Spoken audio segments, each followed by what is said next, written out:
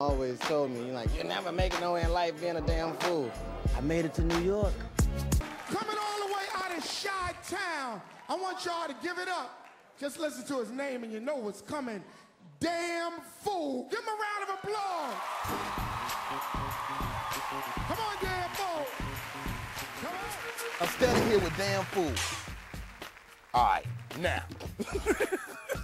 Now, this is a special part of the show because the executive producers themselves picked you to come back. What you got to say to them? I just want to say thank you. A lot of people around the country feel like you got robbed. What'd you say to your fans out there? All I want to say is pay attention, because I'm bringing the heat this year. Damn Fool. Who got jokes? Oh, I got jokes, and you gonna see them. I got new jokes. Hello, what's up, everybody? You're watching the MissKittyTV.net exclusive. We're down here at Groove's Restaurant and Lounge. Sitting with me today is Damn Fool. He's going to be one of the comedians tonight on the show. So we're going to be interviewing him, asking him some questions to kind of let you know what's on his plate. Damn Fool. Number one question. How you doing? I'm fine. Tired, you know what I'm saying? Right. Just got in town today, but I'm feeling good. Okay. About to have Black President in a couple of days? Right. Yeah. I'm excited about this, I guess. Okay. Well, why do they call you Damn Fool? Well, I usually don't tell people before the show because I explain it during the show, but it's just simply because, like, I just look at the world different. And the things that I see when I talk about them, people will be like, boy, you're a damn fool. Like, my take on things is a little different. Right. Okay. And how did you get into comedy? I started comedy. I realized at a young age that I was just always silly. You know what I'm saying? I liked acting things out that I saw. Class clown. Yeah, class clown. I was one of those kids that the teacher actually at the beginning of the class would be like, come up here and get it all out before we start, because I don't want you fucking up my class. Right. Yeah, I deprived a lot of people of their education. Okay. So I figured I'd do something positive with it. Right. Okay. Well, being though that you've always been that way, what was it like when you actually got on stage for the very first time? The very first time I got on stage was terrible. I did wrong. I did real bad. Like, you didn't get booed off the stage, did you? No, I got argued off the stage. I was Argued? arguing with a guy in the balcony. Yes. Oh, man. And I wasn't ready for that. Like, you know, I hadn't become the professional that I am now. Right. Do you remember the heckle? I'm going back and forth with him. I'm ready to fight. You know what I'm saying? I don't man. Well, come down here then, punk. You know. I'm nervous as hell. So it's like, but now. You know, that first time was horrible. Yeah, I didn't do that good, but it just made me want to come back. Right. That's really all it did. It made me want to really do it again because I had to prove myself. I had to show them that I could do it. You know what I'm saying? Okay. And how long you been a comic? I would say it's been 3.5 years now, almost 4, maybe. Yeah. I started like early '06, I believe. I'm not sure. Okay. But I know it's been about 3.5. Okay, so I gotta ask you, how was it performing with Jamie Foxx? Wasn't even supposed to be on this show, but he was so good at the local club that we had to bring him here tonight. Please welcome to the stage, Damn Fool!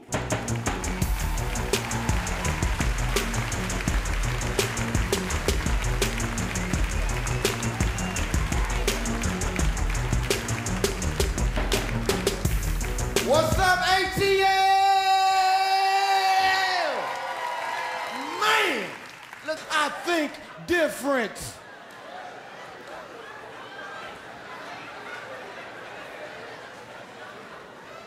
Like, I don't think deaf people should be allowed to talk. Think about it, let it sink in. What for? That's why we invented sign language, because we knew you was gonna look stupid trying to say a word you ain't never heard before. You don't even know what it sounds like. How you gonna pronounce it? I got a cousin that's deaf, and I swear to God I hate this heifer. Not because she deaf, but because I spent 2 years learning sign language, and this bitch don't want to use it. She want to try to talk to me. and get mad at me when I can't understand her stupid ass talking about, you acting like you can't understand me. I said, bitch, I can't none understand you because you ain't knocking right. I'm serious, man.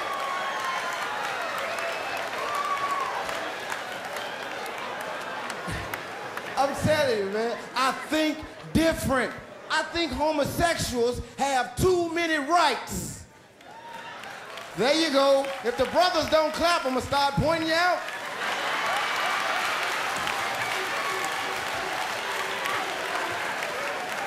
I'm serious, man. If you look like a man, I should be able to punch you in your face like a man.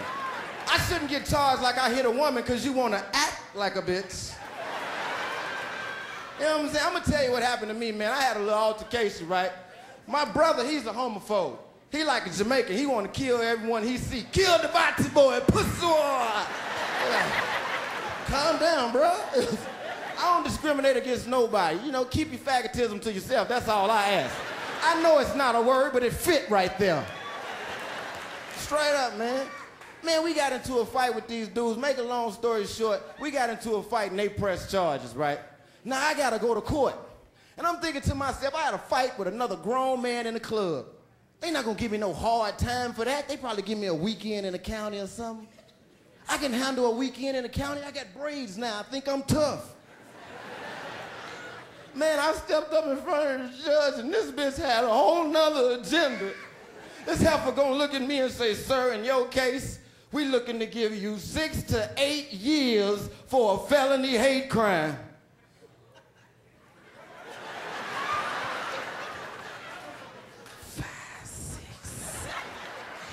She said, did you hear me? I said, She said 6 to 8 years for a felony hate crime. Now I want you to look at me, ATL. Nothing about me says thug, criminal, or none of that. Man, I'm 5'7" and I'm light-skinned. I'm average size for an 8th grade little girl. Ain't nobody scared of me. What I'm gonna do for 8 years in jail? I looked at this up, I'm like, how am I gonna get out of this one? And I thought to myself, I said, well, you know what, fool? You are a comedian. You act on stage every night. You better use it to get out of this one. She said 6 to 8 years. I looked at her and I said, hold on, fish. I think you done made a mistake. This was a domestic. Bitch, I've been knowing Charles for years. We gonna settle this one out of court, bitch.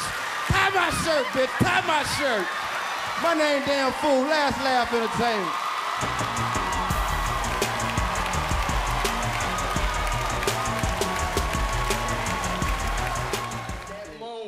I think that's my biggest moment, or one of so far, because like I had only been doing comedy, I'd say 6 to 8 months, Right. And so I was blessed to even be there, you know what I'm saying? And then to go out there and do as well as I did in that environment with him in the audience, and you know what I'm saying, all of the industry people that were there, it was very beneficial for me. And to have him, you know, tell me personally, like, dude, you did your thing tonight. Right. Like, it's like, okay, because that's somebody that I know is solidified. You know what I'm saying? Right. I look at him as one of those people who's made it to where I'm trying to go. Right. So therefore, I'm like, okay, that's good to hear from him. You know what I'm saying? So it was one of the biggest things, and it's opened up a lot of doors. What would you say to some of the up-and-coming comics out there to get to that Jamie Foxx moment, to actually get a chance to perform with him? What advice would you give to some of the up-and-coming artists? My best advice would be to just stick with it. You know what I'm saying? Like, this is one of those things where it's not easy. It don't happen overnight. Right. It's a long process. It's a lot that goes into it. You know what I'm saying? I guess the biggest advice I can give is to be professional. You know what I'm saying? Professionalism is the biggest thing. You got to realize that you are a business. You're not just somebody acting silly, you know what I'm saying, for a living. You know what I'm saying? It's more to it than that. You have to be very professional. You know what I'm saying? You gotta take care of the business aspect of this game. Like, cause the comedy part, if you're a true comedian, it comes easy. You know what I'm saying? You're funny. It's been your whole life. You know what I'm saying? The hard part where people fall off and people don't make it is the business part.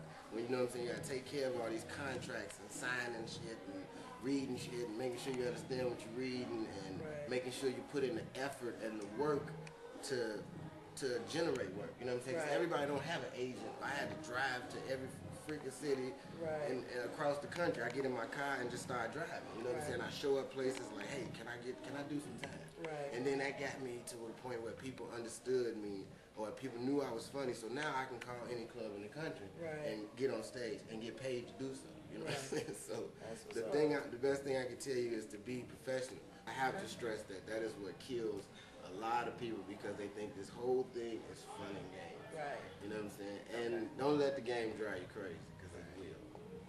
Okay. All right. my Well, best advice. you work with Jamie Foxx and P. Diddy. What's up and coming for Damn Fool in the next 3-5 years? Well, right now I'm in the process of starting a production company. Oh, okay. I want to produce some films. And, Film. yeah, definitely. And I'm trying to, get into film myself. Okay. Like, Shooting or writing? I got a thirst for all of it. You know what I'm Okay. saying? Like Director. I love writing because because I like people. I want my ideas to be out there. You know what I'm saying? Right. So, 'cause I think I got some funny ideas. So, Right. I love writing. I'm just not getting into acting now. You know what I'm saying? I've been enjoying that, and also producing, like just putting together the whole thing. You know what I'm saying? That's what I want to be like the next Robert Townsend. Spike Lee. Right. You know, Okay. like that. I'm really looking forward to doing some big things. You know what I'm saying? But right now, like my short-term goal right now is I'm working on some film projects that I'm trying. That should be out next year. That I'm hoping, everything is going to be. That'll, start pushing things on up. Well, we're gonna kind of wrap it up, but I do want to ask, what would be your most memorable moment in all your years and all your experience and working with everybody? What would you say would be the one most memorable moment that you've had? I think the most memorable moment for me would have to be the first time my 3-year-old son saw me on TV. Oh my God! What did he do? Oh, it was crazy. we was sitting in the living room and Comic View was coming on, and he was sitting on my lap, and the TV, the dude called my name. It was Kevin Hart called my name to have me come out. Right. And he didn't say my name, so at first he didn't know who it was. So Kevin Hart says, give it up for Damn Fool. And he's looking, and then the curtain opened, and I came down. He was like, oh. He said, Daddy, that's you. I said, yes, it is. He jumped up, ran in the back, woke his uncle up like, I did you on TV, come in the living room. So now he got everybody in the living room, we all watching it. You know what I'm saying? And he was just tripping. He was like, man, I was watching TV, and that man came on, and he said, Kevin, go to the stage. I was like, that is not what he said. That's not what he said. I'm glad you enjoyed yourself. Wow. But, that was the most memorable moment for me, like him being so excited. Right. That was the biggest thing for me. Ladies and gentlemen, welcome to the Bad Boys of Comedy. Like, I think porno movies are the best movies ever invented. I'm serious. I watch them so much, I be knowing people's names when I see them in public. Like, hey, that's Brian Pumper. I'm serious, nigga. I know all the characters, motherfucker. And I don't give a fuck how old you are, where you live at. You could be 99 years old and live on an island by yourself. When you watch your porno movies, you watch them with the volume all the way down on 1. Because you don't want nobody to hear you watching that motherfucker. But you don't put it on 0 because you need to hear that, because you trying to achieve something and you need motivation. Ladies, take care of your feet. I had a good time. I know why they call you Damn Fool. You got a bright future ahead of you, man. Thank you know your feet fucked up. We'll see you out on the road with Bad Boys Comedy, all right? For sure. All right, man. Appreciate it. Damn fool, I'm out this bitch. Chi-Town, I got you. Yeah. Y'all keep clapping for that.